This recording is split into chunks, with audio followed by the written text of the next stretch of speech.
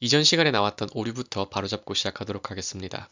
의문사라는 품사는 절의 어느 자리에 들어갔다고 하더라도 원래 자리가 중요한 자리건 중요하지 않은 자리건 관계없이 항상 해당 절의 맨 앞에 오는 특별한 성질을 지닙니다. 그래서 The boy doesn't know the girl wants which에서 which는 which가 포함된 해당 절의 맨 앞에, 그리고 The teacher wants to know the students have done what 에서 의문사 what은 what이 포함된 해당 절 맨 앞으로 이동해야 됩니다. 그런데 의문사라는 품사가 말 그대로 묻는 말이라면 의문사를 사용해서 조금 더 직접적으로 물을 수는 없을까요?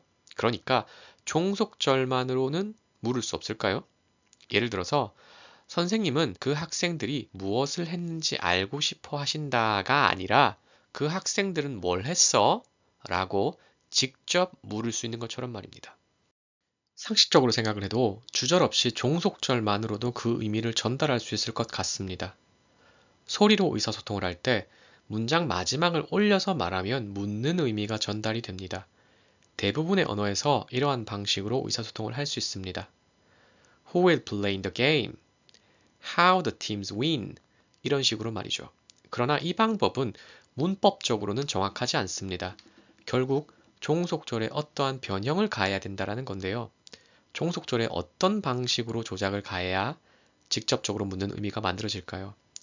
복잡하고 완전히 새로운 방식은 부담스럽고 좀 경제적인 방식은 없을까요?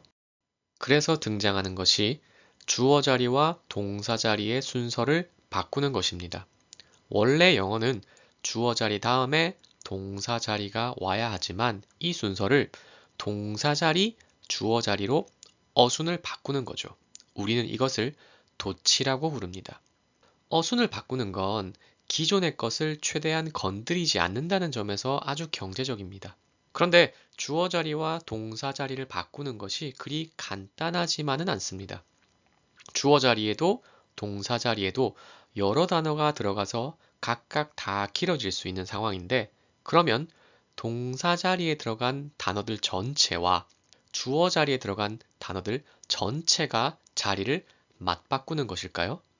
정확하게는 동사 자리에 들어간 단어들 가운데 제일 첫 번째 단어가 주어 자리에 들어간 단어들과 자리를 바꾸는 것입니다.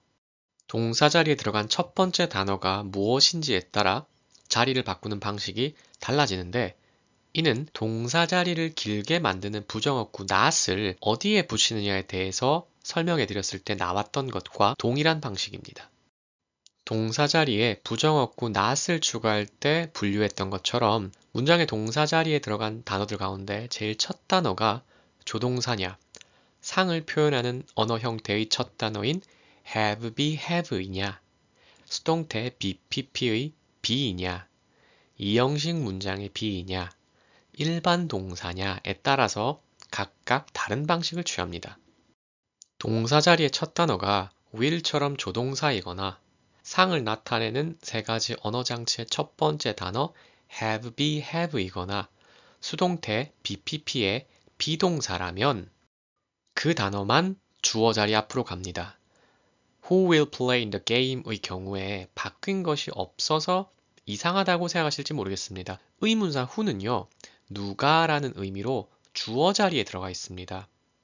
조동사 will이 who 앞으로 자리를 바꾸더라도 앞서 의문사는 해당 절의 맨 앞에 와야 한다는 규칙 때문에 다시 결과적으로 who will 순서가 된 것입니다.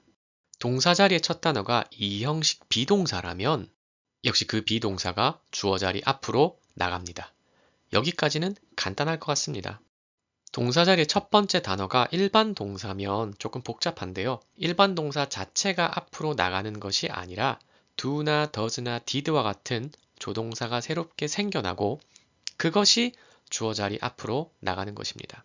wants나 ands처럼 동사의 시제가 현재이면서 주어가 단수라서 수일치 굴절이 일어난 경우에는 조동사 does가 새롭게 생겨나서 주어 자리 앞으로 나가고, 원래 동사 wants와 ands는 does 조동사의 영향 때문에 어떠한 굴절도 일으키지 않는 기본 형태, 즉 원형을 취해서 want와 and로 바뀝니다. win처럼 일반 동사의 시제가 현재이면서 주어가 복수라서 수일치 굴절이 일어나지 않은 경우에는요. 조동사 do가 새롭게 생겨나서 주어 자리 앞으로 나가고 win 역시 원형을 취합니다. lived처럼 일반 동사의 시제가 과거인 경우에는 조동사 did가 새롭게 생겨나서 주어 자리 앞으로 나가고 lived는 원형을 취하여 live가 됩니다. 도치는 직접적으로 의문을 던질 때 외에도 여러 다른 경우에도 발생합니다. 그중 하나가 앞서 등위 접속사를 설명해 드릴 때 나왔던 오류와 관계가 있습니다. 등위 접속사 nor 뒤에 오는 절에는 도치가 일어나야 한다는 특별한 규칙이 있어서 수동태 be는 주어 자리 앞으로 나가야 됩니다. nor라는 등위 접속사 내에 부정의 의미가 내포되어 있어서 그러한 도치가 일어난다고 보시면 됩니다. 그렇다면 다시 의문사로 돌아가서 의문사에 대해서 잠깐 생각해 보도록 하겠습니다. 의문사는 두 가지로 나누어서 생각해 볼 수 있는데 그 차이점이 무엇인지 혹시 아시겠습니까? 누구, 어느 것, 무엇이라는 말은 문장의 중요 자리인 주어 자리, 목적어 자리에 들어갈 수 있습니다. 누가, 누구를, 어느 것이, 어느 것을, 무엇이, 무엇을 이라는 의미로 말이죠. 반면에 언제, 어디서, 어떻게, 왜라는 말은 문장의 중요 자리에 들어가지는 못하고 중요하지 않은 자리에 들어갑니다. 즉, 의문사가 명사로서 기능을 하는지 부사로서 기능을 하는지에 따라서 분류할 수 있다는 겁니다. 그리고 의문사를 제외한 나머지 부분만으로 문장이 성립될 수 있는지가 그에 달려 있습니다. 중요한 자리에 들어가는 의문사는 말 그대로 중요한 자리에 들어갔기 때문에 없으면 안 되는 말입니다. 의문사를 제외한 나머지 부분만으로는 문장이 성립되지 않습니다. 예를 들어 볼까요? Which does the girl want? 어느 것을 그 소녀가 원하니? 라는 이 문장에서 which라는 의문사가 없이 does the girl want? 라는 말이 성립되지 않는다는 겁니다. 중요하지 않은 자리에 들어가는 의문사는 말 그대로 중요하지 않은 자리에 들어갔기 때문에 없어도 됩니다. 따라서 그 의문사를 제외한 나머지 부분만으로도 문장이 성립된다는 뜻이고요. Why is the girl angry? 왜 그 소녀는 화가 났니? 라는 이 문장에서 why라는 의문사가 없더라도 is the girl angry? 그 소녀는 화가 났니? 라는 말이 성립된다는 겁니다. 그래서 who, which, what은 의문사이면서 대명사인, 즉 의문 대명사이고요. when, where, how, why는 의문사이면서 부사인, 즉 의문 부사라고 할 수 있습니다. 여기서 새로운 품사, 대명사가 처음 등장하였습니다. 파트 2는 여기서 마무리가 되고요. 새로운 품사, 대명사는 파트 3에서 다룰 예정입니다. 파트 1과 파트 2 수업에서 이해가 안 되는 부분이 있으시면 꼭 복습해 주시길 바랍니다. 고생하셨습니다.